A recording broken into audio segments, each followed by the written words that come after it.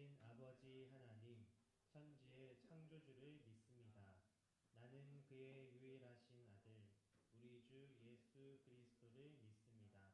그는 성령으로 잉태되어 동정녀 마리아에게서 나시고 본디오 빌라도에게 고난을 받아 십자가에 못 박혀 죽으시고 장사된 지 사흘 만에 죽은 자 가운데서 다시 살아나셨으며 하늘에 오르시어 전능하신 아버지 하나님 우편에 앉아 계시다가 거기로부터 살아있는 자와 죽은 자를 심판하러 오십니다. 나는 성령을 믿으며 거룩한 공교회와 성도의 교제와 죄를 용서받는 것과 몸의 부활과 영생을 믿습니다. 아멘. 다 같이 찬송가 304장 찬양하시겠습니다.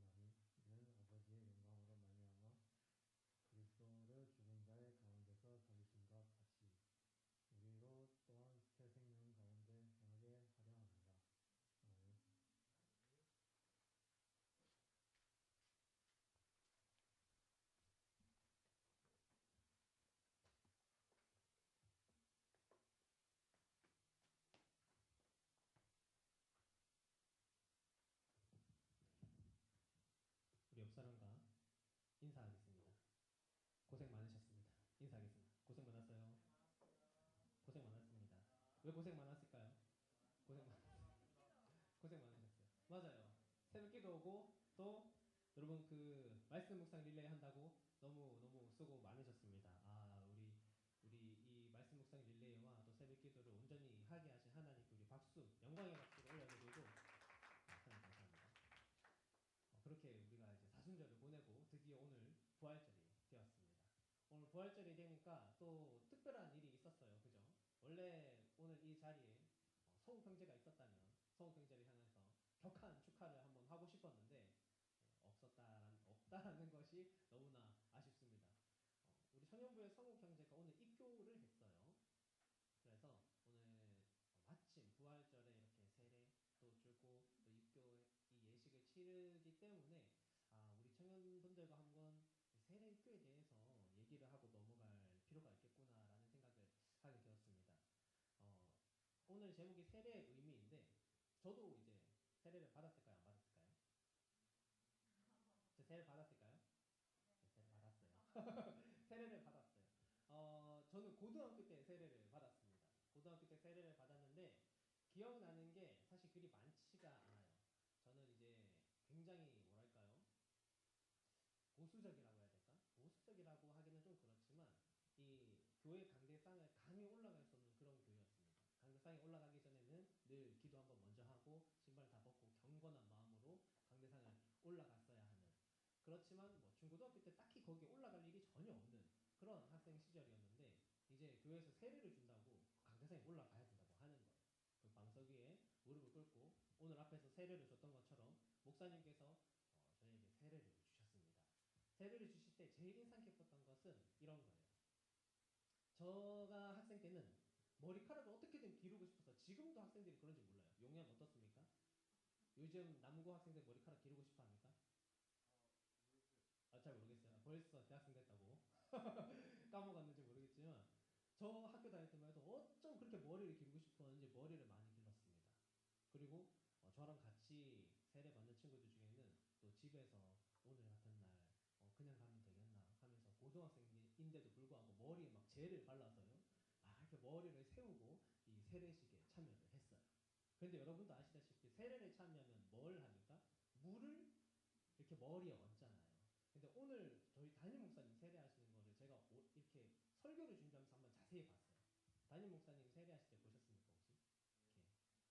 이렇게 성부와 성자할 때 물 탁 해서 한번 짜고 탁 보셨어요? 또 성자와 할 때 물 한번 찍었다가 한번 짜고 탁 이렇게 그러니까 물 너무 많이 안 묻게끔 해주시잖아요. 그런데 제가 교회에 있던 담임 목사님은 그렇지 않았습니다. 성부와 하면 물이 똑똑똑똑 떨어지기 시작해요. 성자와 하면 또로로록 하기 시작하다가 성령의 이름으로 하면 물이 갑자기 주르륵 떨어져요. 그렇게 해서 세례식 굉장히 거룩한 건 알고는 있었는데 막 물이 막 도도도도 이렇게 떨어지니까 저도 안 웃으려고 했는데 웃음이 막 자꾸 나오고 막 옆에 앞에 같이 앉았던 같이 세례받는 친구들은 같이 막 물 떨어진다. 그 무스 바른 친구는 물이 막 콸콸 떨어지는 거예요. 이게 물이 머리카락에서 흘러서. 그래서 세례식이 굉장히 거룩해야 하는데 목사님이 해주신 말씀은 솔직히 기억이 안 나요.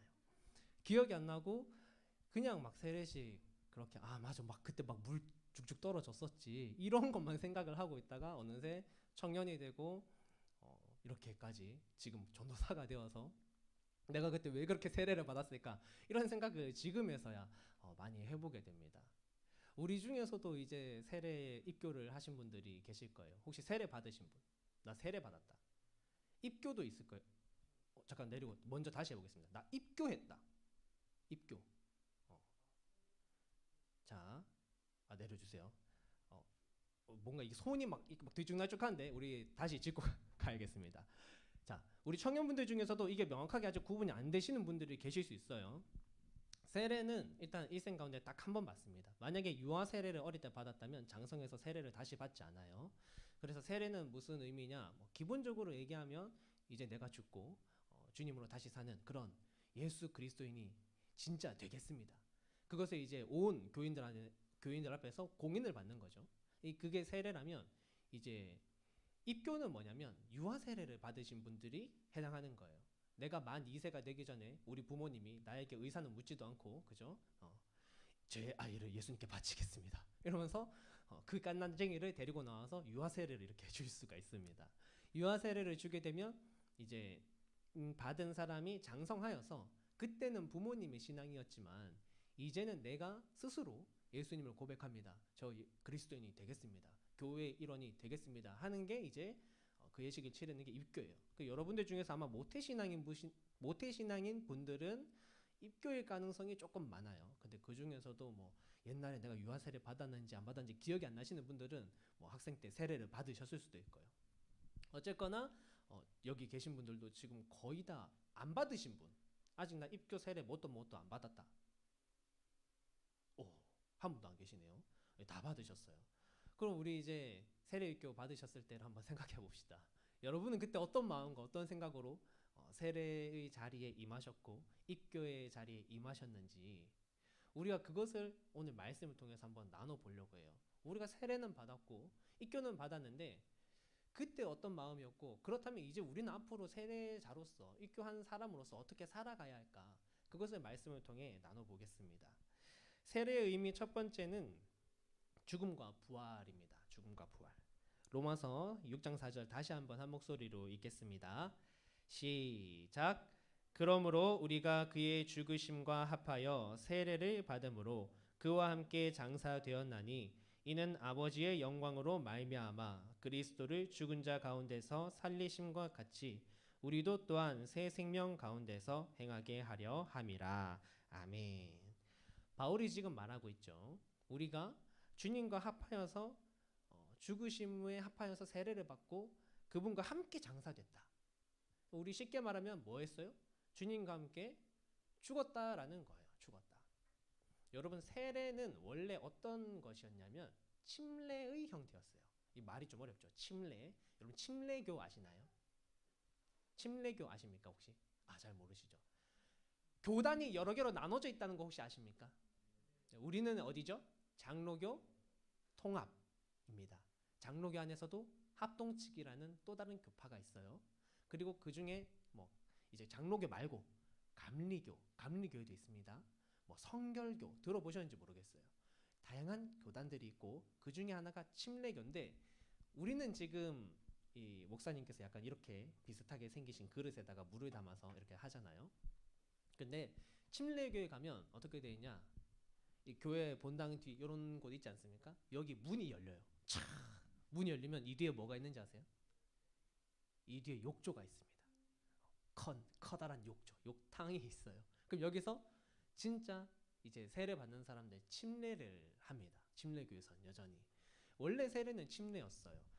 세례 요한이 예수님께 세례를 주는 그런 그림 같은 거 보셨습니까? 보면 요단강에 막 예수님의 허리까지 이렇게 물에 들어가서 그럼 사람들 어떻게 해요? 세례를 주는 사람이 이 사람 머리를 잡고 절대 물놀이 하는 거 아니죠? 네, 물 먹이려고 하는 게 아니라 그렇게 살짝 누르면 이제 이 사람이 이렇게 기도하는 소리가 팍 들어갔다가 나오는 물 끝까지 머리 끝까지 그게 바로 침례인데 침례는 뭐 기본적으로 세례는 우리의 죄가 다 이제 씻겨 나간다라는 그런 의미도 있지만 일단 내가 죽는다라는 거예요. 내 발끝부터 내 머리 끝까지 이제 물속에 완전히 담가지면서 난 죽었습니다. 이거를 고백하기 위해서 우리가 세례를 받는다라는 거죠. 여러분들 세례 입교하실 때 혹시 그런 마음 가지고 받으셨나요? 전 죽었습니다. 전 이제 이전의 저는 없습니다. 이런 마음이셨는지가 조금 궁금해요. 우리 드라마나 영화 같은 것을 보면 항상 그런 장면이죠. 제가 오늘 이 종이를 많이 접었는데 얘가 여기서 놀아요. 그래서 이거를 조금 불편해가지고 좀 잘 해보겠습니다. 계속 이게 신경이 쓰이는데 죄송합니다. 어쨌든 드라마나 영화 같은 데 봐도 그런 게 나오잖아요. 주인공이 있으면 이제 주인공이 악한 인물에게 굉장한 어려움을 당합니다. 막 사업이 망하기도 하고 막 음해를 당해서 막 모함을 받기도 하고 그리고 막 나락으로 떨어져요. 저 밑바닥까지 떨어지고 나서 그때쯤 되면 이제 드라마나 영화에서 보면 주인공이 각성을 합니다. 이전에 나는 죽었다. 이러면서 갑자기 막 돌변을 해가지고 여러 가지를 막 계획하고 다시 주인공이니까 막 쭉쭉 치고 나가는 그런 이렇게 기승전결에 이렇게 확 절정치를 치고 나가게 되죠. 그런 것처럼 사람은 어떤 중요한 순간에 자신의 인생 가운데 굉장히 임팩트 있는 순간에 이전에 나는 죽었다 이러한 마음을 가질 수 있다라는 거예요. 그런데 세례, 입교 우리가 늘상 그냥 매년 교회에서 이루어지는 것이지만 사실 그냥 그렇게 바라보기에는 너무나도 중요한 결단의 순간이다라는 것입니다. 그냥 단순히 내가 어떠한 직장을 하나 그냥 할까 말까 고민하다가 하고 뭐 내가 어떤 거 뭐 먹을까 말까 고민하다가 하고 이게 아닌 거예요. 내 인생 전체를 걸어놓고 내가 이제 이전까지의 나는 다 죽이고 사는 사람이 될 것인가, 이전까지의 나는 다 버리고 사는 사람이 될 것인가, 그것에 대해서 이제 결단하고 앞으로는 완전히 나는 이제는 과거의 나는 없고 새 사람, 새로운 모습으로 살아가겠습니다. 이제부터 내 인생은 아예 다른 거예요. 과거의 나는 이제 없어요.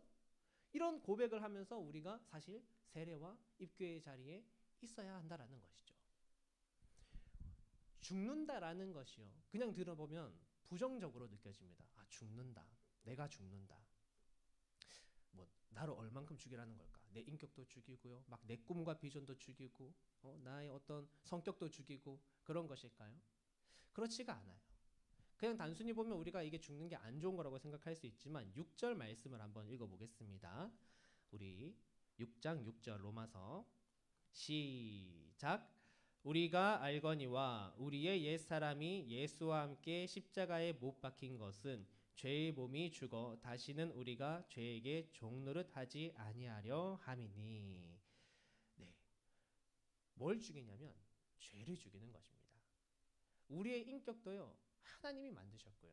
우리의 성격도 하나님이 만드셨고요. 나의 특성, 나의 꿈과 비전 다 주님 안에서 이루어져 가는 거예요. 그러나 오늘 내가 가진 나의 인격이 주님의 그 인격을 본받는 것이 아니라 죄를 품는, 죄를 짓는 인격이 되고 내가 품는 꿈이 오직 나만을 위한 꿈이고 내 인생만을 위한 꿈이고 내가 가지고 있는 어떤 성격, 내가 가지고 있는 어떤 특징 이런 것들 다 나만을 위해서 나신교처럼 우리가 가지고 있는 수많은 죄들이 있다면 그 죄를 죽여야 한다라는 거예요.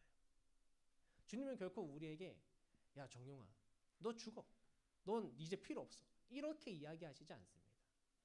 그냥 나를 죽이라는 게 아니라 우리 안에 있는 죄된 나의 모습만 싹싹 빼서 이거를 주님 안에 다 버린다라는 것이죠. 그렇게 버리고 나아갈 때 우리가 이제 주님 앞에 한 걸음 다가가게 되는 것입니다. 그런데 성경에서는 한 가지 또 중요한 진리를 얘기해요. 성경에서 결코 이 말을 놓치지 않는데 이게 어떤 거냐면 그릇이 있는데 이 그릇을 깨끗하게 씻습니다.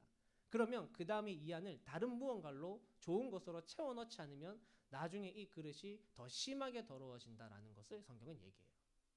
예수님께서 하신 말씀 중에 귀신 들린 자가 귀신이 떠나갔는데 이 사람 안에 나중에 다른 귀신이 7귀신을 데리고 와서 더 이 사람을 힘겹게 만든다라는 그런 비유를 하십니다. 그러니까 우리가 세례로 이제 내 인생 이제까지 다 청산하겠어. 나 이제 깨끗이 씻기겠어. 결단했어요. 그렇지만 그러고 나서 그 이후에 나에게 새로운 무언가를 채워넣지 않으면 우리는 나중에 더 큰 어려움을 당하게 된다는 것입니다.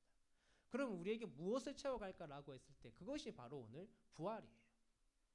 오늘 말씀 속에 우리가 예수님과 함께 죽었지만 예수님과 함께 이제 무엇합니까? 부활하게 되었습니다. 오늘 말씀 가운데 부활이 무엇입니까? 부활한 삶이 무엇입니까? 라고 했을 때 새로운 생명을 우리가 얻은 것이고 조금 뒤로 더 가보면 뭐라고 되어 있냐면 10절 가볼까요? 6장 10절 다 같이 한번 읽어보겠습니다. 시작. 그가 죽으심은 죄에 대하여 단번에 죽으심이요 그가 살아계심은 하나님께 대하여 살아계심이니 하면서 11절에 보면 우리도 그와 같다라고 얘기를 합니다. 우리가 세례를 받고 이제부터 어떻게 살아가는 거냐면 하나님에 대하여 우리는 이제 살아있는 사람들이 된 거예요. 죄에 대해서는 죽고 이게 뭘까? 하나님에 대해서 살아있다. 새 생명을 얻었다. 쉽게 말하면 우리가 이제 영원한 삶의 소망을 얻었다라는 것입니다. 영생. 예수님께서 우리에게 영생의 소망을 주셨어요. 그 하나님 나라. 그것을 품을 수 있기를 바랍니다. 만약 우리가 세례 입교 받으셨다면 여러분들의 마음속에 사실 그게 이미 있어야 했어요. 사실 그때 이미 처음 여러분이 세례 받고 입교 선서할 때 여러분의 마음속에 이미 그것이 들어가 있어야 했어요. 난 이제 난 죽고 이제부터 나는 부활의 소망으로 하나님 앞에 살아있는 사람으로 살아가는 것이다. 세상에 있는 사람들의 기준으로서는 가당치도 않죠. 말도 안 되죠. 부활이 어딨냐? 영생이라니 말도 안 된다라고 생각하겠지만 이것이 진실이고 이것이 진리입니다. 우리에게 하나님께서 정말 제가 어떻게 말로 표현할 수 없는 너무나도 큰 빛, 큰 선물을 주셨어요. 그 부활의 선물이 오늘 내 안에 있다라는 것을 꼭 인지하시고 그것이 잘 느껴지지 않는다. 아직도 그것이 내가 잘 모르겠다라는 생각이 드신다면 우리가 주님 앞에 겸손한 마음으로 기도하며 나아가 볼 수 있기를 바랍니다. 첫 번째는 이 세례의 의미는 죽음 그리고 부활이었어요. 두 번째 의미를 찾아가 보겠습니다. 그리스도와 연합하는 것입니다. 세례는 그리스도와 연합하는 것. 본문 5절 말씀을 보겠습니다. 6장 5절 시작. 만일 우리가 그의 죽으심과 같은 모양으로 연합한 자가 되었으면 또한 그의 부활과 같은 모양으로 연합한 자도 되리라. 아멘. 6장의 말씀들을 우리가 차근차근 읽어보면 같은 의미로 반복되어지는 것들이 나와요. 조금 위에 올라가 봐도 3절에 보면 죽으심과 합하여, 무릇 그리스도 예수와 합하여. 계속해서 8절에 봐도 만일 우리가 그리스도와 함께 죽었으면 또한 그와 함께 살 줄을 믿노니. 계속해서 얘기하는 것이 무엇이냐라고 했을 때 우리가 주님과 함께다. 내가 오늘 예수님과 연합했다라는 것을 이야기합니다. 그렇다면 그 전에 우리는 어땠습니까? 우리가 세례받기 이전, 그 전에 우리의 모습은 사실 주님과 떨어져 있는 모습으로 많이 살아가게 된다라는 거예요. 아이가 엄마와 떨어져서 살아갈 때 불안함을 가지고 살아가는 것처럼 우리도 그러한 불안감을 가지고 살아가는 것이죠. 아이에게 아무리 좋은 것을 준다고 할지라도 그 아이의 옆에 엄마가 없으면 아이는 어떡합니까? 처음에는 잠깐 맛있는 거 주면 저희 집에 아기가 있는데 처음에 잠깐 달랠 수 있습니다. 아기가 텁텁한 걸 좋아해요. 그래서 고구마 주고 감자 주고 이런 거 좋아합니다. 구황작물을 좋아하는데 이런 걸 주면 잘 먹어요. 그런데 엄마가 없는 걸 조금 있으면 이제 인지를 합니다. 인지를 하면 그때부터 이제 때를 쓰죠. 도대체 우리 엄마는 어디 갔느냐? 엄마를 내놓아라. 이렇게 들어눕기도 하고요. 그렇습니다. 아이가 엄마와 떨어지면 불안감을 느끼는 것처럼 사실 우리가 정말 주님 앞에 나의 신앙을 고백하기 이전까지의 삶을 돌아볼 때는 우리는 주님과 떨어져 있는 불안한 그런 상태에 있다라는 것이죠. 아이는 그렇다 치고 어른들은 어떻습니까?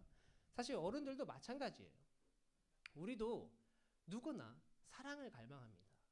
어떤 사람이 되었든지 누가 결혼을 해야 되니 이런 의미가 아니라 어떤 사람이든 남녀노소 불구하고 사랑을 원해요. 그런데 그래서 우리가 사랑을 원해서 때로는 친구도 만나고 가족도 만나고 정말 연인을 만나면서 부부의 관계를 맺어가기도 하지만 만약 누군가에게 정말 그런 사랑을 아무도 주지 않는다면 그 사람의 인생이 얼마나 힘들고 어렵겠습니까? 그런데 우리의 그 사랑이 다 채워지는 것 같지만 사실은 계속 채워지지 않고 불안하다라는 것이죠. 그런데 이런 우리의 상황 속에서 단번에 바뀌는 것이 무엇이냐? 우리가 이제 세례를 받고 우리가 주님을 내 믿음으로 고백하며 나아갈 때 오늘 나는 어떤 사람인가? 주님과 함께 연합한 사람이다. 이전까지는 불안하고 이전까지는 내 삶에 많은 것들이 채워져 있었으나 그럼에도 불구하고 때로는 힘들고 내가 지금 잘 가는 것이 맞는지 이 길이 맞는지 헷갈리고 혼란스러운 삶을 살았다면 이제부터는 전혀 고민이 없는 것입니다. 이제부터는 불안하지 않는 것입니다. 이제부터는 두려워하지 않는 거예요. 왜냐하면 예수님이 나를 사랑하시니까. 왜냐하면 나의 진정한 아버지 되신 예수님이 나와 함께 하시니까. 그 마음을 품고 우리는 세례받은 사람으로서 입교한 사람으로서 살아가는 것입니다. 나는 그냥 혼자가 아니야. 지금도 내 옆에는 예수님이 계셔. 예수님과 계속 같이 나가는 거죠. 그런데 예수님과 연합하는 것뿐만이 아니라 한 가지가 더 있어요. 세례를 아까 말할 때 모두에게 공적으로 인정을 받는 것이다 라고 말씀을 드렸습니다. 누구와 연합하냐면 우리 성도들과 연합하는 거예요. 이제 세례를 받고 입교를 받고 난 이후에는 나 혼자 그냥 신앙생활 잘하고 이런 게 아니라 잘한다라고 할 수 없어요. 그것도 교회 안에서 만나는 우리 공동체 안의 형제 자매들과 함께 연합을 이루어 갑니다. 우리 갈라디아서 한번 가보겠습니다. 갈라디아서 3장 26절에서 28절 찾아보겠습니다. 갈라디아서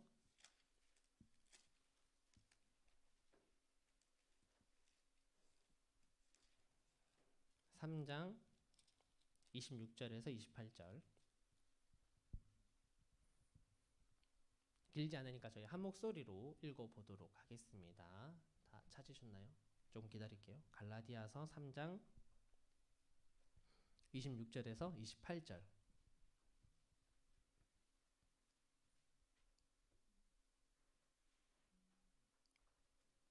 회장님, 우리 명우 형제도 한번 도와주시면.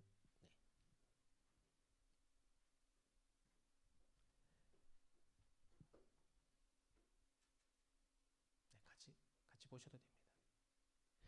함께 읽겠습니다. 시작. 너희가 다 믿음으로 말미암아 그리스도 예수 안에서 하나님의 아들이 되었으니 누구든지 그리스도와 합하기 위하여 세례를 받은 자는 그리스도로 옷 입었느니라. 너희는 유대인이나 헬라인이나 종이나 자유인이나 남자나 여자나 다 그리스도 예수 안에서 하나이니라. 아멘. 세례를 받고 예수 그리스도로 옷 입은 우리들은요, 주님 안에 하나입니다. 우리 교회에서 이런 말 많이 하잖아요. 우리는 모두 주님 안에 가족입니다 하면서 막 형제님, 뭐 자매님. 제가 청년부 와서 형제 자매란 말 진짜 많이 했습니다. 제가 아직 청년부 임원 우리 인원들과 솔직히 말해서 호칭 정리가 안 됐어요. 나이가 어느 정도, 세령 형제 지금 몇 살이죠? 23. 23. 세령 형제보다 더 어린 사람 별로 없네요, 우리 청년부에. 그래서 제가 세령 형제한테도 다 형제라고 이렇게 다 칭하면, 원래 신입생 분들한테만 제가 조심스럽게 제 말 편하게 해도 되죠? 이러면서 이렇게 말을 조금씩 놓고 있는데, 형제 자매라는 말을 많이 썼어요. 근데 우리 교회에서 왜 형제 자매 그렇게 말을 합니까? 우리가 한 가족이기 때문에 그렇게 말을 하는 거예요. 그런데 여러분, 좀 불편하지만 우리에게 한 가지 진실이 있습니다. 내가 평생 동안 함께 할 사람, 나의 가족인 것 같지만 사실은 그렇지가 않아요. 우리의 평생은 어디까지입니까? 죽음이 있으면 죽음 이후의 삶이 사실 우리의 평생입니다. 그런데 그런 우리의 영원한 삶을 바라보았을 때 오늘 나의 가족이 될 사람은 누구냐면 예수 그리스도를 주님으로 고백하는 사람이에요. 그 사람이요, 우리가 하나님 나라 가서도 볼 사람인 거예요. 만약에 여러분이 지금 이 땅 가운데 내가 정말로 좋아하고 정말로 사랑하는 사람이 있는데 이 사람이 만약 주님을 고백하지 않는다면 여러분, 그 사람 나중에 끝까지 함께하고 싶고 끝까지 보고 싶으면 복음 전하셔야 합니다. 복음을 전하지 않으신다면 여러분, 그 사람은요, 우리와 평생을 함께하는 사람이 될 수는 없어요. 이게 우리에게 주어진 진실입니다. 세례는 그런 의미예요. 우리가 주님 안에서 한 가족이 됩니다. 이제 그리스도와 합한 하나님의 자녀로서. 그렇지만 오늘 저는 여러분에게 한 가지 어떻게 보면 미션을 드리는 것 같아요. 여러분들 주변에 여러분들이 너무나도 사랑하고 여러분들이 결코 헤어지고 싶지 않는 사람이 있다면, 그 사람이 만약 주님을 모른다면 꼭 복음을 전하시고 그분과도 한 가족이 되십시오. 우리 실제로 육적인 가족이 있습니다. 육적인 가족이 있으면 그렇잖아요. 육적인 가족이 이제, 저도 여동생이 둘이 있는데 여동생들이 회사에서 어려운 일을 겪으면 괜히 제가 마음이 불편합니다. 그 직장 상사에 대해서 막 안 좋은 마음이 들고요. 주님을 믿는데도 불구하고 저 사람 왜 그러지? 막 이렇게 얘기를 막 속으로 막 생각을 하게 됩니다. 또 가족이 어떻습니까? 막 평소에 저랑 막 잘 안 맞아도 극적인 순간, 결정적인 순간이 되면 결국 우리 누구 편이죠? 가족 편이 돼요. 팔이 이렇게 안으로 굽는다고, 가재는 개편이라고. 결국 가족 편이 되는데, 우리 그리스도인들은 어때야 하냐면 참 쉽지 않겠지만 이 가족의 범위를 여러분 넓혀 가셔야 돼요. 그냥 단순히 육적인 내 가족만 나의 가족, 이게 아니라 우리가 정말 교회에서 만나는 내 옆에 있는 형제 자매, 한번 얼굴 보실래요? 이렇게 보시면 이 사람들이 여러분의 가족이 되어야 하는 것입니다.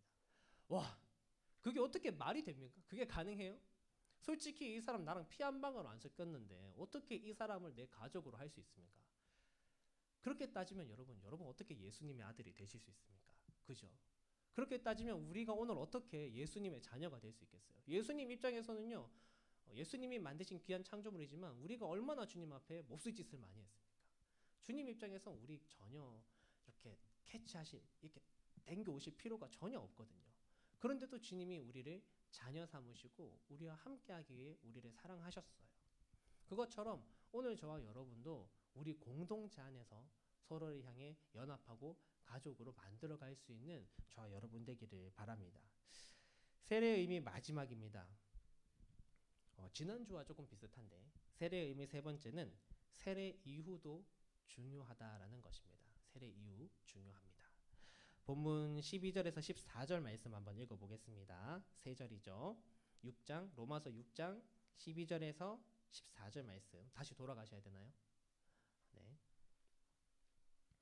같이 읽어보도록 하겠습니다. 시작. 그러므로 너희는 죄가 너희 죽을 몸을 지배하지 못하게 하여 몸의 사욕에 순종하지 말고 또한 너희 지체를 불의의 무기로 죄에게 내주지 말고 오직 너희 자신을 죽은 자 가운데서 다시 살아난 자 같이 하나님께 드리며 너희 지체를 의의 무기로 하나님께 드리라. 죄가 너희를 주장하지 못하리니 이는 너희가 법 아래에 있지 아니하고 은혜 아래에 있음이라. 아멘. 오늘 이 세례를 결혼에 한번 비유를 좀 해봤으면 좋겠어요. 결혼. 여러분 결혼하면 뭐가 제일 중요할까요? 아직 결혼을 다들 안 하셨는데 영주자매 뭐가 제일 중요할까요? 모르겠어요. 성규형제 혹시 결혼하면 뭐가 제일 중요하다 생각하십니까? 믿음. 좋습니다. 좀 질문을 바꿔보겠습니다. 이 결혼을 하기 전에 크게 겪는 일이 하나 있어. 그게 뭐죠? 결혼식? 네. 결혼식을 우리가 준비를 하게 되고 사실 결혼식 전에 우리 자매분들이 굉장히 바라는 게 하나 있어요.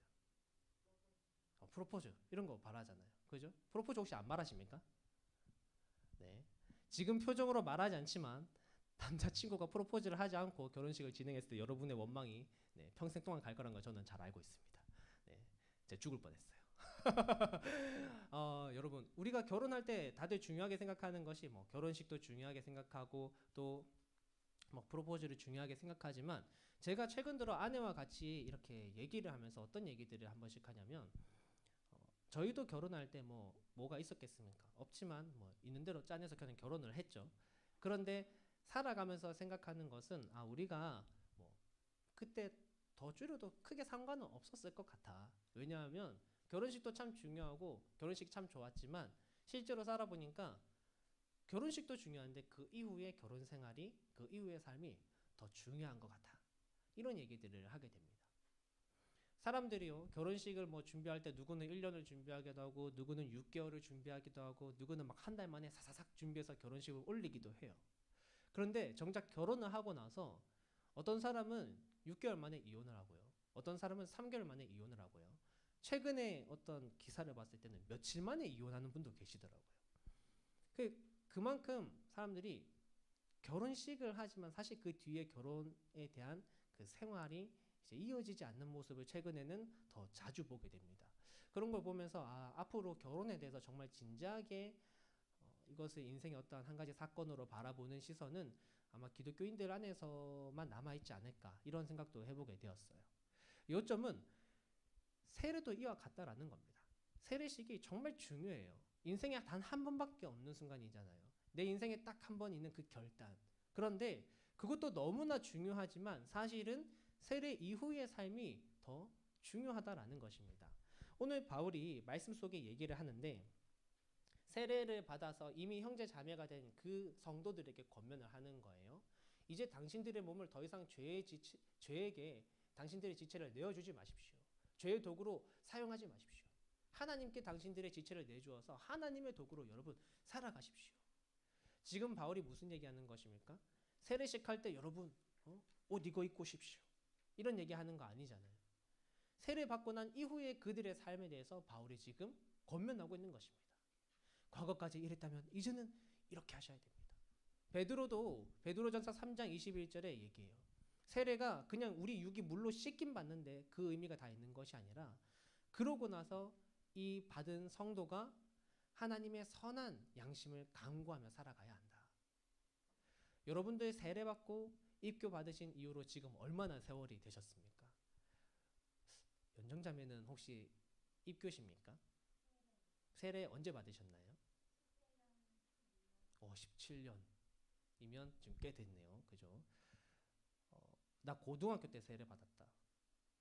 오, 범석쌤 그러면 언제 몇 년 전에 받으셨습니까? 20년 전에. 어, 네. 저도 많이 상당히 과거에 받았지만 범접할 수가 없군요. 어쨌든 우리 생각해 보자는 거예요. 우리가 세례를 받고 입교를 받았지만 그 이후로 나는 어떻게 지금 나의 인생을 살아왔는가? 사실 그 이유가 더 중요한데 말이죠. 여러분, 내가 세례 받았다고 이미 난 구원 받았으니 이런 마음의 자세로 우리가 있어서는 안 될 것입니다. 만약 우리 뭐 결혼했지만 얼마나 속상하겠어요.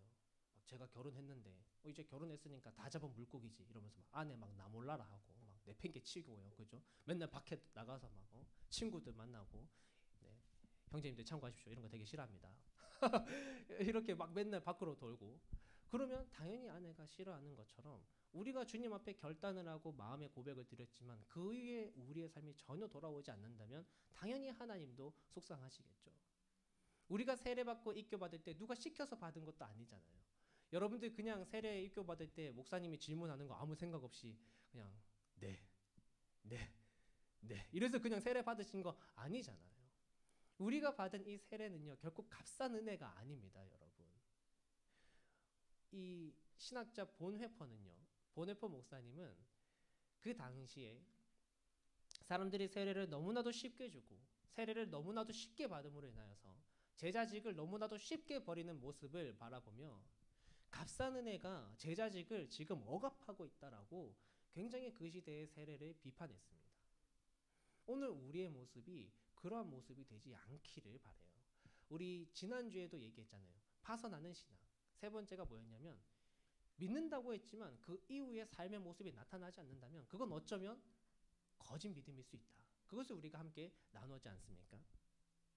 이제 세례 받으셨다면, 이제 주님과 연합하셨다면 여러분 지금부터라도 여러분들의 삶을 세례 받은 자답게 주님 앞에 입교한 사람답게 주님과 함께 연합하는 사람답게 우리의 인생을 걸어가실 수 있는 그런 저와 여러분들 되시기를 바랍니다. 세례의 의미에 대해서 저희가 나눴어요. 첫 번째는 세례는 주님과 함께 이제 죽고 다시 부활하는 것이다. 그리고 세례는 그리스도와 연합하며 살아간다는 그것을 이제 마음에 품는 것이다. 그리고 세례는 세례식도 중요하지만 세례 받은 이후의 삶이 사실은 더욱더 중요하다라는 것을 나눴습니다. 세례 안 받으신 분들이 아무도 안 계셔서 뭐 그런 말은 못하겠지만 이미 다 받으신 분들, 이미 입교하신 분들이기에 우리가 우리의 삶을 돌아보고 앞으로의 삶을, 남은 삶을 정말 주님께서 보시기에 합당한 사람으로 살아가실 수 있기를 주님의 이름으로 축복합니다. 기도하겠습니다. 하나님 감사합니다. 오늘 세례의 의미에 대해서 청년들과 함께 말씀을 나누었습니다. 하나님, 우리가 세례를 받고 또 입교를 받은 지 다들 어느 정도 많은 시간이 지났습니다.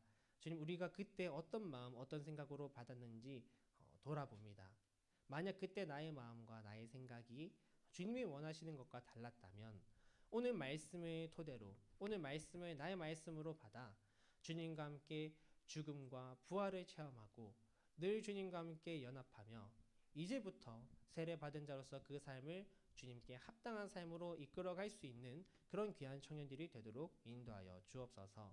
결코 우리가 받은 세례와 우리가 받은 입교의 예식이 헛된 것, 값싼 은혜가 되는 것이 아니라 우리 인생 가운데 귀중한 것이 되어서 우리가 앞으로도 남의 삶을 주님의 자녀로 살아가도록 인도하여 주옵소서.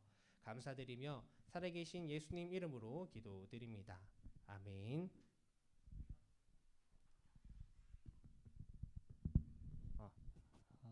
네. 지금 광고하도록 하겠습니다. 혹시 준비가 돼 있나요? 네.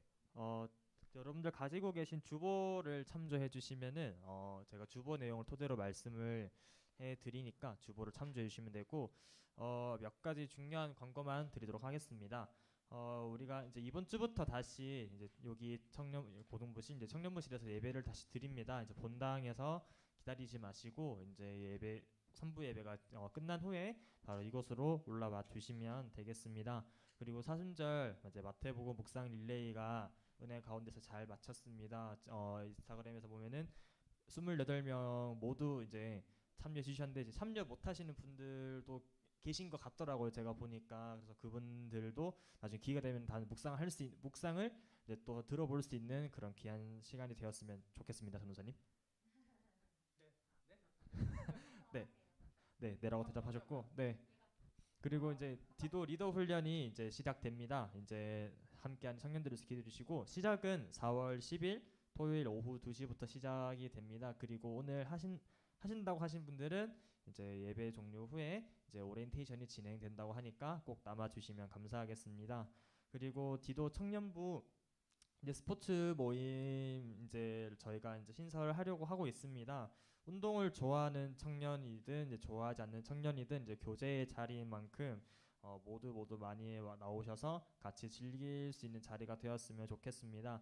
이제 일정과 시간 이제 자세한 사항들은 이제 우리 함께 있는 이제 단톡방이나 혹은 인스타그램에 이제 공지를 해 드릴 테니까 그 궁금한 점이나 또 묻고 싶은 부분이 있으면은 언제든지 저한테 연락을 주시면 감사하겠습니다. 네, 이상 광고를 마치도록 하겠습니다.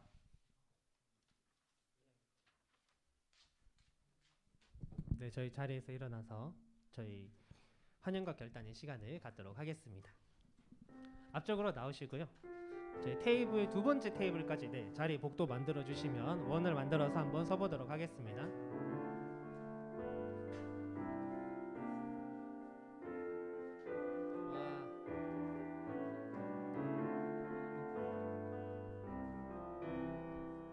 나는 뭐 전담.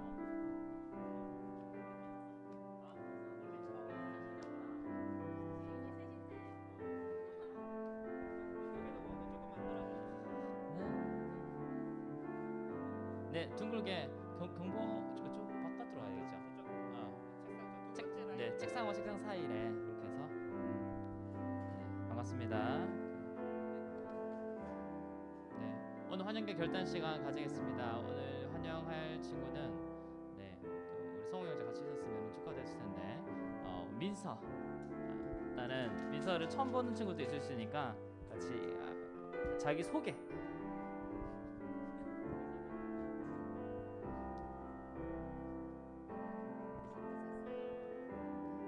23살 이민서입니다. 반갑습니다. 한 명 두 명씩 이제 우리 같이 이게 모이는 것 같아서 점점 예배가 풍성해지는 게 같아서 너무 좋습니다. 자, 우리 같이 그러면 하늘의 축복 같이 찬양 드리면서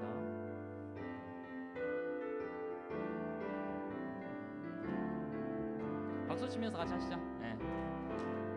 당신을 기뻐하는 하나님, 당신을 축복하는 하나님, 당신의 웃는 얼굴 속에서 하나님 무슨 보이네.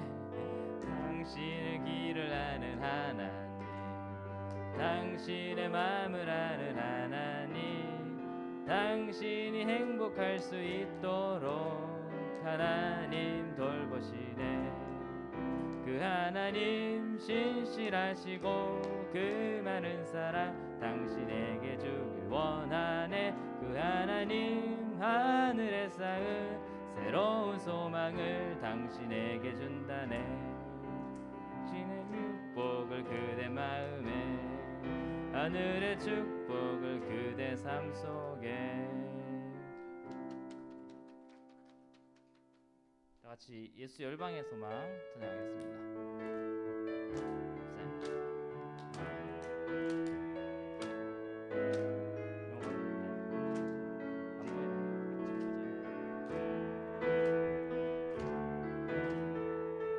예수 열방의 소망, 예수 우리의 위로자, 주는 온 땅에 영원한 소망.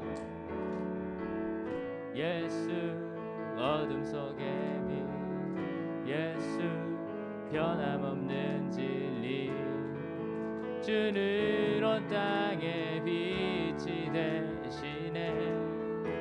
우리 부활하신 생명의 주 주님만이 소망이요 변함없는 반석이라 주님만이 온 세상을 비추시네 또 죽음에서 부활하신 우리 구주 영광의 왕 주를 믿는 모든 자의 소망 되신 주를 믿네. 감사합니다. 우리 주님 가르쳐 주신 기도로 예배를 마치겠습니다.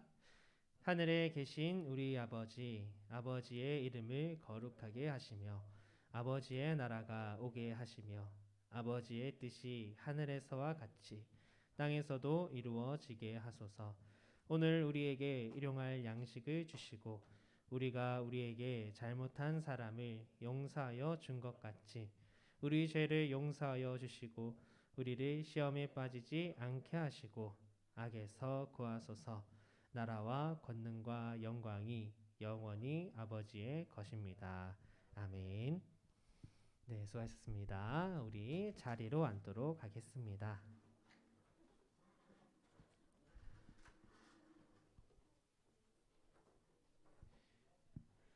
네, 저희 자리에 앉으셔서 저희 오늘부터는 또 마태복음 묵상 릴레이가 없어요. 그렇지만 아직까지는 저희가 공모임을 하기는 조금은 어렵습니다. 여전히. 그래서 저희가 예전에 하던 거 기억나시죠? 유튜브를 들어가 주시고 유튜브에 경주남북교회 청년부를 찾아가시면 지금 예배가 송출이 되고 있습니다. 그래서 그 예배로 한번 들어가 주시면 감사하겠습니다. 유튜브에 청년부 예배를 한번 찾아가 봐 주세요. 경주남북교회 청년부라고 치시면 우리 청년부 유튜브 방송이 지금 나가고 있습니다.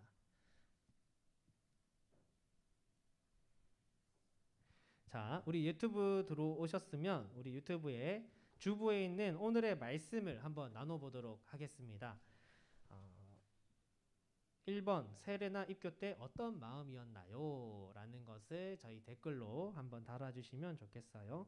그리고 2번은 자유롭게 같이 써보셔도 되고 안 쓰셔도 되고 편하게 해보시면 될 것 같습니다. 세례 이후 나의 삶의 모습 어땠는지 같이 나눠봐도 좋을 것 같아요.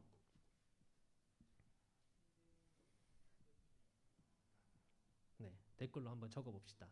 나의 옛날 그 세례날, 내 입교날, 그때 난 어떤 마음이었는지, 그리고 그때 이후로 나는 이제 어떻게 살아온 것 같은지 한번 나눠보도록 하겠습니다.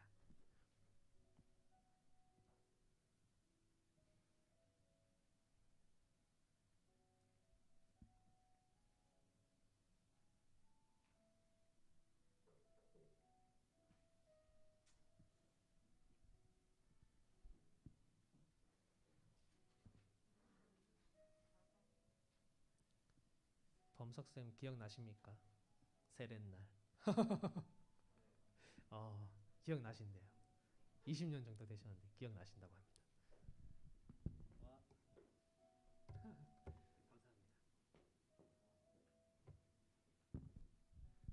태블릿.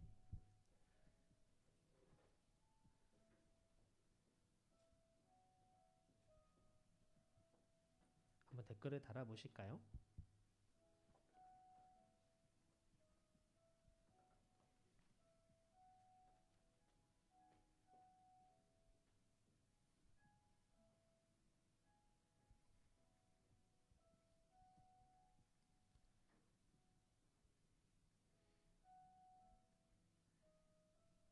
다들 약간 일바로 올리시는 걸 조금 부담스러워 하시는 것 같아요.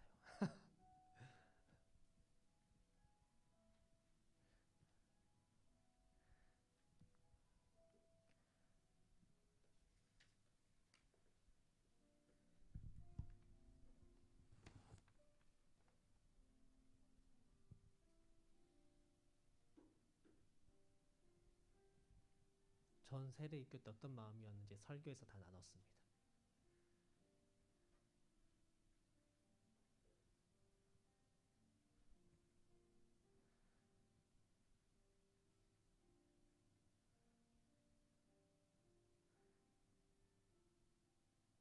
한번 올려주실래요?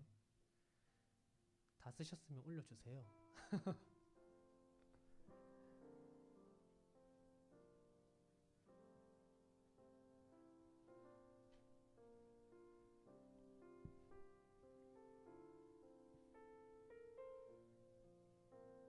다들 열심히 쓰고 계시군요. 여러분 하실 말씀이 많으신가 보군요. 계속 치시는데 아직 채팅이 안 올라오는 거 보니까 하실 말씀이 많으신가 봐요. 기다리겠습니다.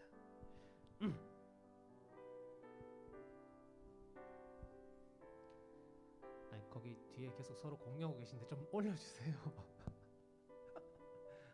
궁금하다.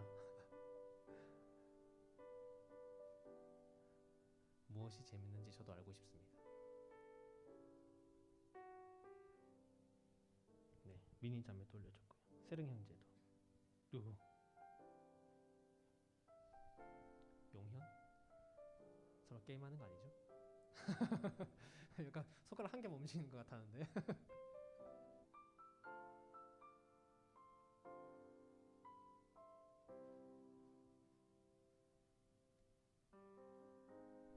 네, 한 분씩 살짝 나눠보겠습니다. 우리 명우 형제, 저는 세례 받을 때 죄를 씻고 하나님이 모든 죄를 용서해 주시고 저를 받아주셨다고 생각합니다 라고 해주셨어요. 미니 자매는 중3 때 친구들과 함께 입교받아서 즐거웠던 것 같습니다. 앞으로 더욱 거룩한 주님의 자녀로 살기 위해 노력해야겠습니다 라고 해주셨어요. 우리 회장님, 물로 세례를 받은 기억은 희미하지만 성령님이 살아계심을 알게 된 때가 제가 거듭날 때 같습니다. 완전한 회복과 감사가 온몸을 감쌌고 앞으로 살아야 할 이유가 정해졌기에 사후에 주님을 뵐 기대하는 마음만 더 커졌습니다 라고 해주셨습니다.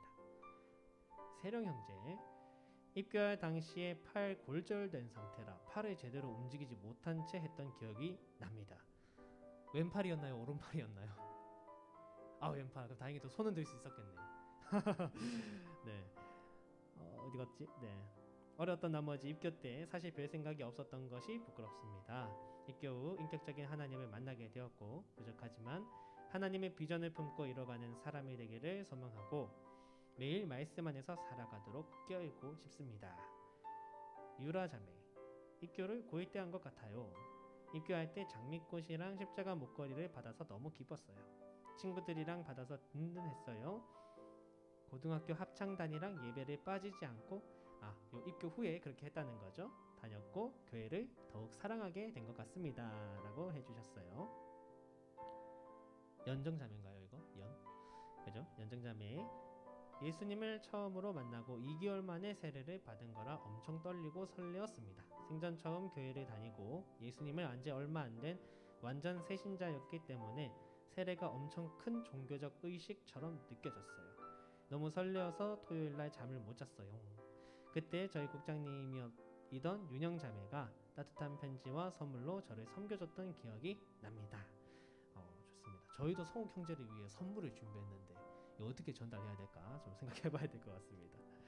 헌진 형제, 고등학교 때 세례를 받았는데 이전에는 세례에 대해 잘 몰라서 받자 하실 때 안 받는다고 하였었는데 고등학교 때 세례를 알게 되고 세례를 받아 되게 행복했습니다. 맞아요. 우리 세례는 자신의 마음에 어떤 고백이 있을 때 세례 받으시면 돼요. 용현, 하나님의 자녀로 열심히 살아야겠다는 생각이 들었습니다. 얼마 전에 바깥에 먹어보니까 지금도 열심히 살고 있는 것 같아요. 그렇게. 우리 영주자매, 기억이 잘 안 나지만 뭔가 재밌다고 생각한 것 같아요. 혹시 그때도 물이 막 뚝뚝뚝 떨어졌나요? 그건 아니었나? 부족하지만 하나님의 자녀로 살기 위해 더 노력해야겠어요. 임백영재, 세례식 할 때 신학교에 들어가고 싶어서 세례식을 급하게 했었다. 나는 근데 아직까지 세례를 치러야 할 조건이 못 되었는데도 목사님이 세례식을 해주셨다. 우리 임백영재도 세례식 받았을 때 어떤 그 마음이 지금 생각해보면 아직 준비되지 않았었던 그런 마음인 것 같은데 이제 세례받은 이후의 삶이 더 중요합니다. 그죠? 감사합니다. 네, 오늘 나눔은 우리 임백형제까지 이렇게 한번 마무리해보도록 하겠습니다. 제가 잠시 기도하고 오늘 우리 청년부 예배 전부 마치도록 하겠습니다. 하나님 감사합니다. 오늘 우리가 예전에 세례 받았던 때를 기억하며 한번 나눔을 해보았습니다. 여러 가지 마음들이 있었습니다. 주님, 다 귀한 마음이고 소중한 경험이었습니다. 주님, 이제부터 우리의 삶을 주님 앞에 더욱더 가까이 나아가는 삶이 되게 하여 주시고, 우리가 세례 받은 사람으로서 주님 앞에 부끄럽지 않은 그런 그리스도인으로 이 땅 가운데 살아갈 수 있게 주님 힘 주시고 용기 주시고 능력 주옵소서. 한 주 동안 우리 청년들 지켜주시고, 한 주 동안 우리 청년들에게 모든 일 가운데 함께 하셔서 어느 일을 하든지 간에 기쁨과 소망으로 살아갈 수 있는 우리 귀한 청년들이 되도록 인도하여 주옵소서. 오늘 이 자리에서 함께 보지 못한 청년들이 많이 있습니다. 그 청년들 다음 주에는 꼭 볼 수 있도록 도와주시고, 우리 모두가 함께 한 마음으로 그 청년들을 위해 기도할 수 있는 우리 청년부가 되도록 인도하여 주옵소서. 감사드리며 살아계신 예수님 이름으로 기도드립니다. 아멘. 수고하셨습니다. 네, 오늘 예배는 여기까지입니다. 여러분 조심히 돌아가시고 다음 주에 뵙도록 하겠습니다.